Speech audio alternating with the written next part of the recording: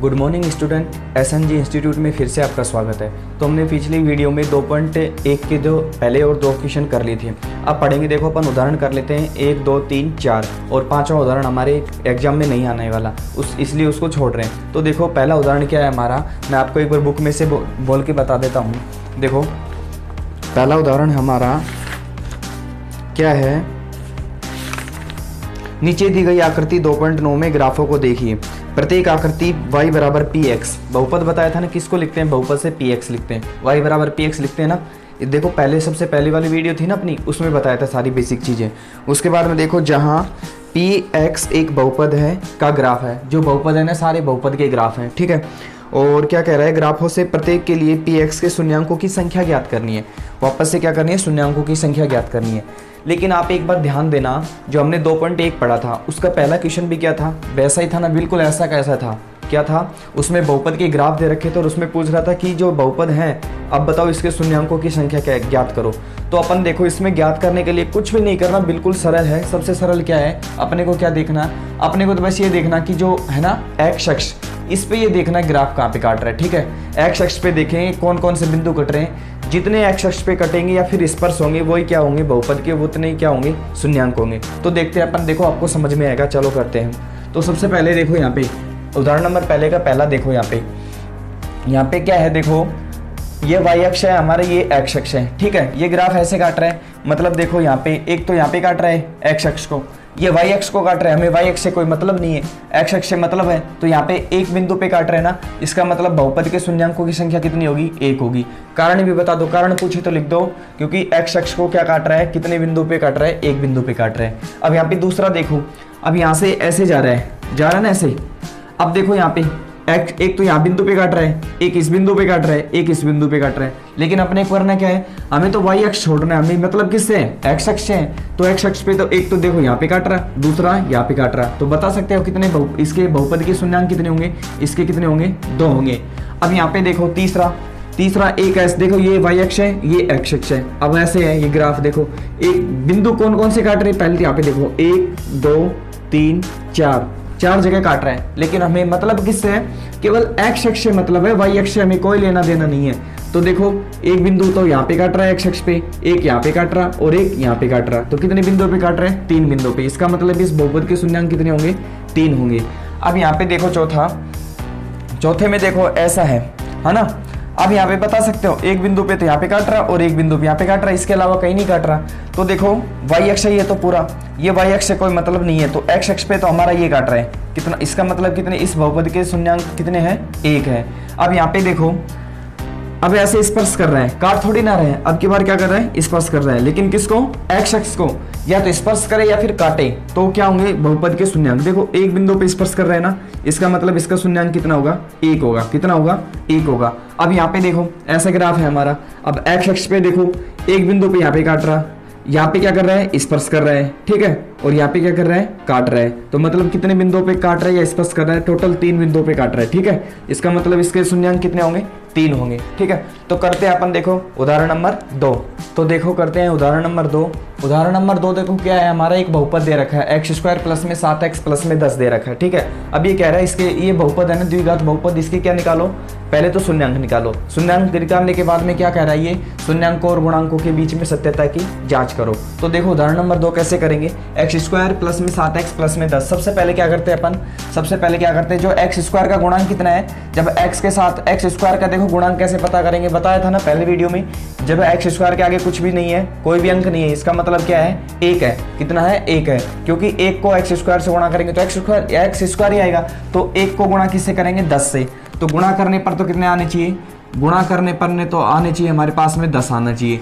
और क्या है यहाँ पे 10 से पहले देखो किसका चिन्ह है, प्लस का। इसका मतलब क्या कह रहा है, जोड़ने पर, क्या, जोड़ने पर कितने आने चाहिए, जोड़ने पर आने चाहिए इससे अगली वाली संख्या देखो कितने आने चाहिए, 7 आने चाहिए। कितना आने चाहिए, 7 आने चाहिए। तो ऐसी संख्या बताओ, गुणा करने पर तो 10 आ जाए, जोड़ने पर 7 आ जाए।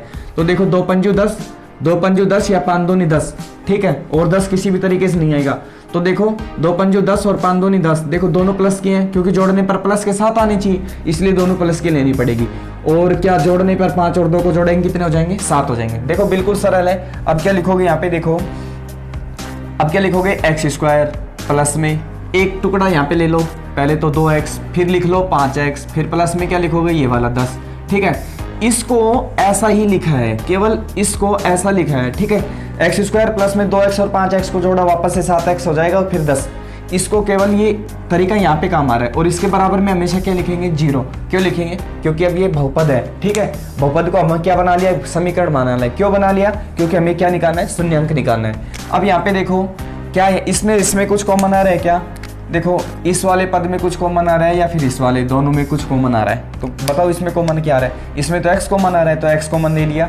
और क्या बचा, यहाँ पे x कॉमन ले लिया तो एक x बचा, प्लस में इसका x कॉमन ले लिया तो यहाँ पे कितना बचा, 2 बचा।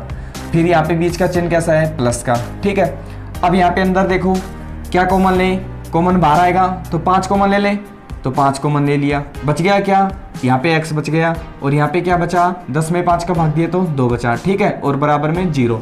अब क्या लिखोगे, देखो हमारे पास में इन दोनों में भी कुछ कॉमन आ रहा है क्या, देखो इसमें और इसमें कुछ कॉमन आ रहा है क्या, देखो कॉमन आ रहा है, देखो x प्लस 2, एक तो x प्लस 2 का कॉमन आ रहा है। उसके बाद में बच गया x और 5, तो क्या लिखोगे, x प्लस में 5, एक तो ये आया हमारे पास में, दूसरा क्या आया, x प्लस में 2। ठीक है, ये बराबर 0 लिख दिया। अब क्या लिखोगे, यदि, क्या लिखोगे, यदि एक बार तो इसको बराबर 0 रख लो, एक बार इसको बराबर 0 रख लो। ठीक है, तो क्या लिखोगे, यदि x प्लस में 5 बराबर क्या हो, 0 हो, तो क्या हो, तो 0 हो। तो और देखो x बराबर 5 0 हो तो देखो क्या आएगा, x बराबर क्या आएगा, देखो बराबर से इधर 5 कैसा है, प्लस का है, तो बराबर से उधर जाएगा तो माइनस का। एक तो क्या है हमारे पास में, x बराबर -5। दूसरा देखो, यदि, अब इस वाले पद को 0 के बराबर लिखो, x प्लस में 2 बराबर क्या हो, 0 हो।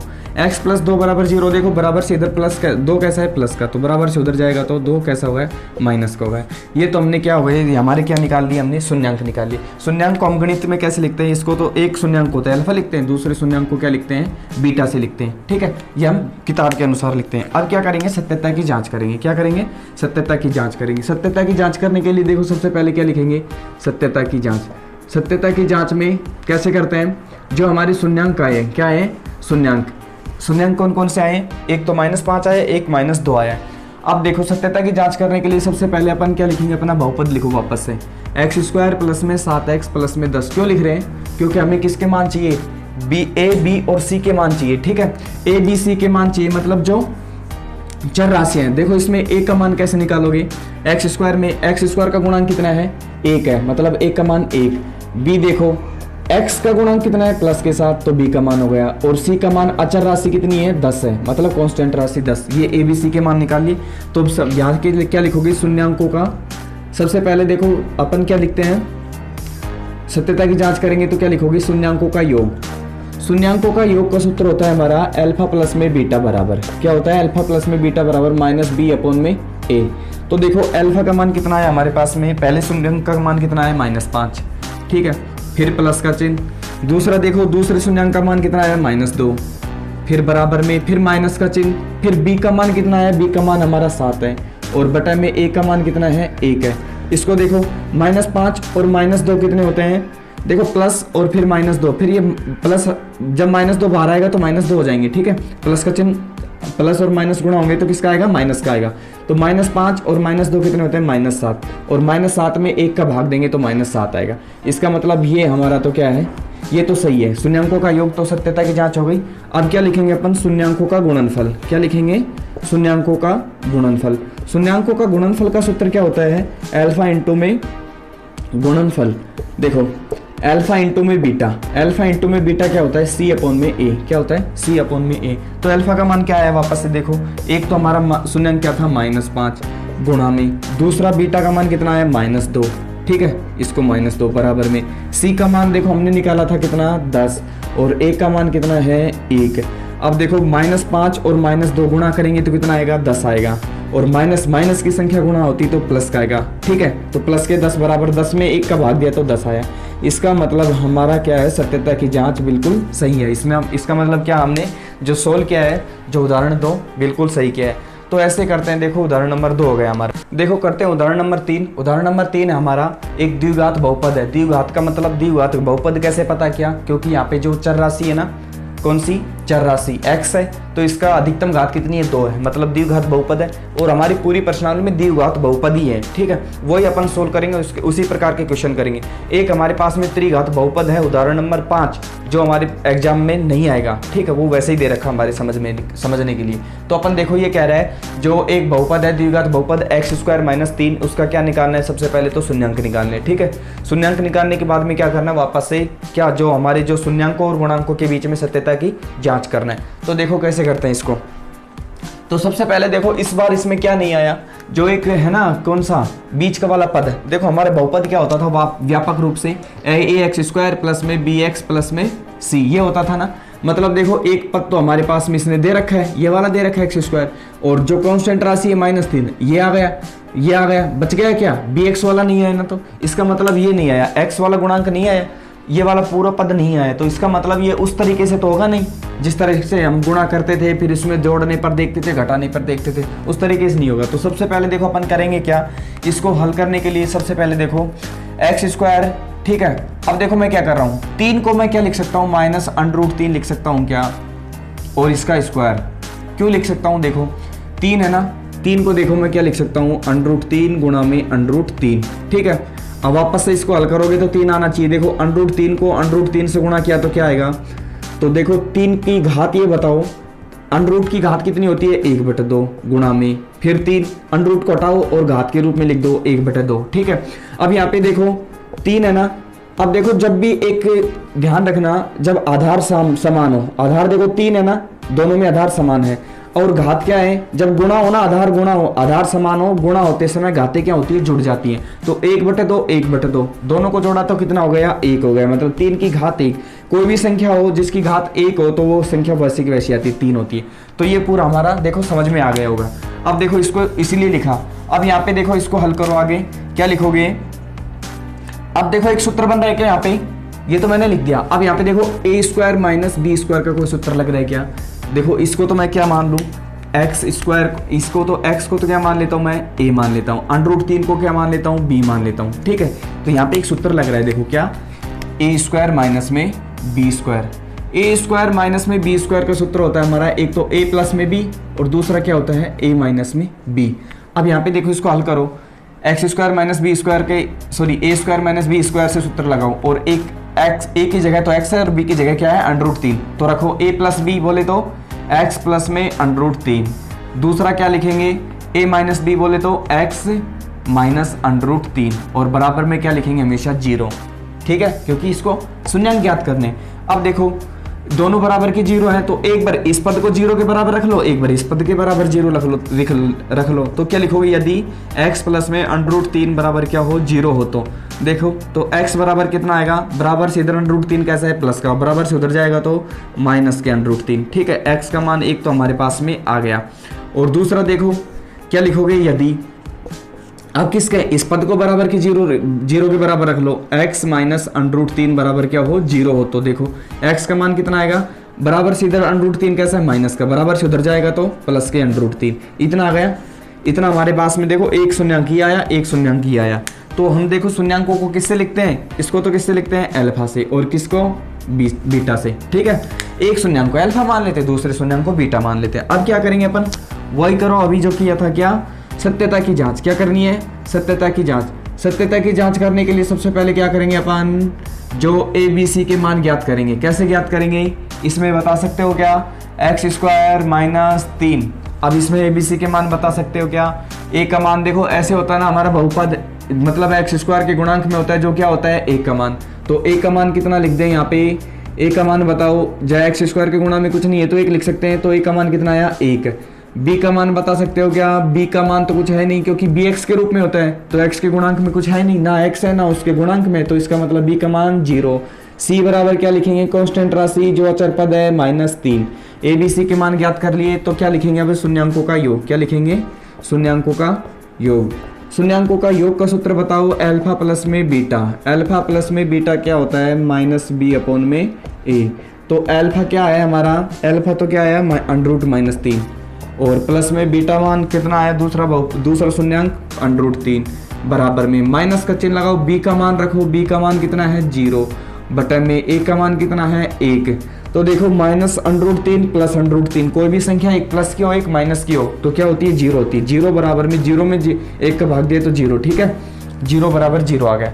उसके बाद में देखो इसका मतलब ये क्या हमारा सही है, क्योंकि इस बराबर से इधर भी वही आ रहा है, समान संख्या आनी चाहिए, ठीक है। अब क्या लिखेंगे, शून्यांकों का योग हो गया। दूसरा क्या लिखेंगे, शून्यांकों का गुणनफल। क्या लिखेंगे, शून्यांकों का गुणनफल। तो शून्यांकों का गुणनफल का सूत्र होता है हमारा अल्फा इंटू में बीटा। क्या होता है, अल्फा इंटू में बीटा बराबर क्या होता है, सी अपॉन में ए। तो अल्फा का मान कितना है हमारा, -√3 गुणा में बीटा का मान कितना है, प्लस के √3 बराबर में सी का मान कितना है, -3 और एक का मान कितना है, 1, ठीक है। -√3 और प्लस के √3, सबसे पहले तो क्या करना है आपको, प्लस माइनस मत देखो। क्या करो, प्लस माइनस मत देखो। अभी बताया था मैंने √3 गुणा √3 कितना हो जाएंगे, पूरे 3 हो गए। अब देखो एक संख्या प्लस की है दूसरी माइनस की है तो क्या आएगा, माइनस आएगा। प्लस और माइनस या फिर माइनस प्लस आपस में गुणाएंगे तो हमेशा माइनस का चिन्ह आएगा। देखो -3 में एक का भाग दिया तो -3 आ गए। इसका मतलब ये क्या है हमारा, बिल्कुल सही है, -3 बराबर -3। ये हमारी सत्यता की जाँच हो गई, ठीक है। और ये उदाहरण नंबर था अपना कौन सा, तीसरा। कौन सा उदाहरण नंबर था, तीसरा उदाहरण नंबर था। चलो अब करते हैं अपन उदाहरण नंबर 4। तो देखो करते हैं उदाहरण नंबर 4। उदाहरण नंबर 4 क्या कह रहा है, हमारे जो दे रखा है एक द्विघात बहुपद याद करना है, ठीक है। और जिसका शून्यांकों का योग तो -3 है और शून्यांकों का गुणनफल कितना है, 2 है, ठीक है।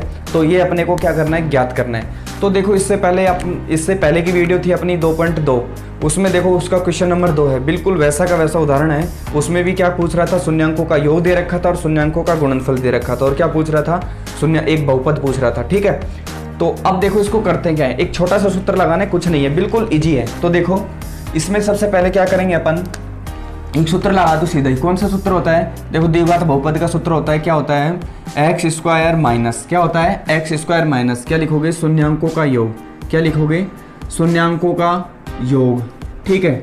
और इसके गुणा में क्या आएगा, x आएगा। क्या आएगा, x। और प्लस में क्या लिखोगे, शून्यांकों का गुणनफल। क्या होता है, शून्यांकों का गुणनफल। ये एक हमारा छोटा सा सूत्र है और इससे पूरा बहुपद निकल जाएगा। देखो शून्यांकों का गुणनफल। अब देखो यहाँ पे x² लिखो, x² माइनस, ठीक है, शून्यांकों का योग। शून्यांकों का योग कितना दे रखा हमें, -3 और गुणा में x है ना तो x लिख दिया। फिर प्लस में शून्यांकों का गुणनफल कितना है, -2। कितना है, -2। अब देखो यहाँ पे x² लिख दिया, -3। देखो एक माइनस बाहर है एक माइनस अंदर है तो माइनस माइनस गुणा होंगे तो प्लस के 3 और x वैसा का वैसा।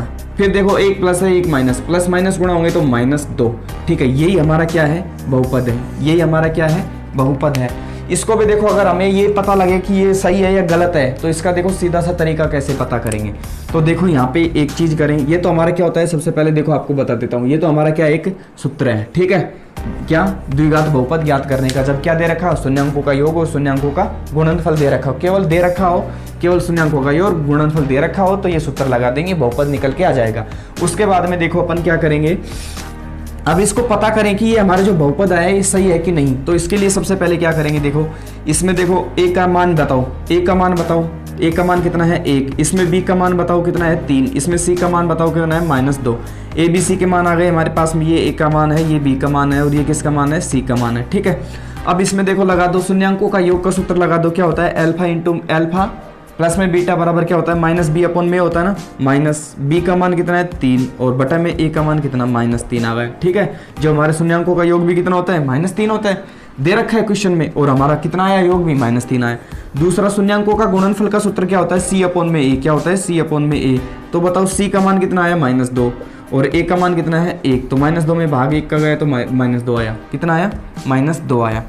ये क्या हमारा सही है क्या क्वेश्चन।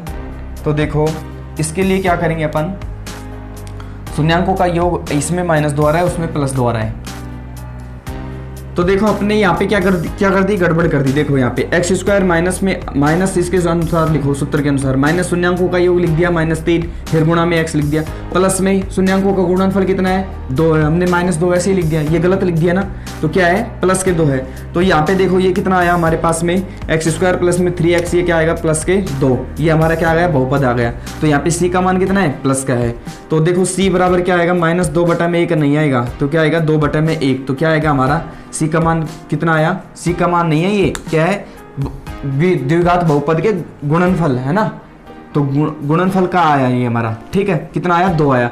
हमने देखो सिद्ध कर लिया, जो हमारे क्वेश्चन में दे रखा था उसको और इससे मिला लिया, ठीक है। ये आपको कुछ भी आगे नहीं करना, ये आपको केवल समझाने के लिए किया, यहाँ से कुछ नहीं करना। हमें तो ये क्या करना है, द्विघात बहुपद यहाँ तक है आंसर है, कितना है यहाँ तक ही, यही पूछ रहा है बस, द्विघात बहुपद पूछ रहा है। तो ठीक है, उदाहरण नंबर 5 क्यों नहीं करेंगे, क्योंकि वो प्रश्नावली परीक्षा की दृष्टि, सॉरी जो उदाहरण नंबर 5 है वो परीक्षा की दृष्टि है नहीं, तो आएगा ही नहीं वो, तो उसको करें क्यों, ठीक है। त्रिघात बहुपद है, वैसे भी हमारी पूरी प्रश्नावली जो इससे अगली है वो भी द्विघात बहुपद की, सॉरी द्विघात समीकरण की है, तो वो कुछ भी काम नहीं आएगा, ठीक है। तो आप सबसे पहले आपको एक रिक्वेस्ट है कि आप हमारे चैनल पे नया है तो इसको चैनल को सब्सक्राइब कर दो। दूसरी बात क्या बता रहे हैं आपको, जैसे हम अपनी जो लास्ट प्रश्नावली है 2.3 भाग विधि वाली, उसको कंप्लीट करके अगली प्रश्नावली शुरू करेंगे। तो आपको वीडियो कैसे लगा तो आप नीचे कमेंट कर सकते हो, और आपको जो भी कुछ भी डाउट है या कुछ समझ में नहीं आ रहा, आप जो भी कुछ बताना चाह रहे हो हमें, तो नीचे कमेंट कर सकते हो। थैंक यू सो मच, मिलते हैं नेक्स्ट वीडियो में।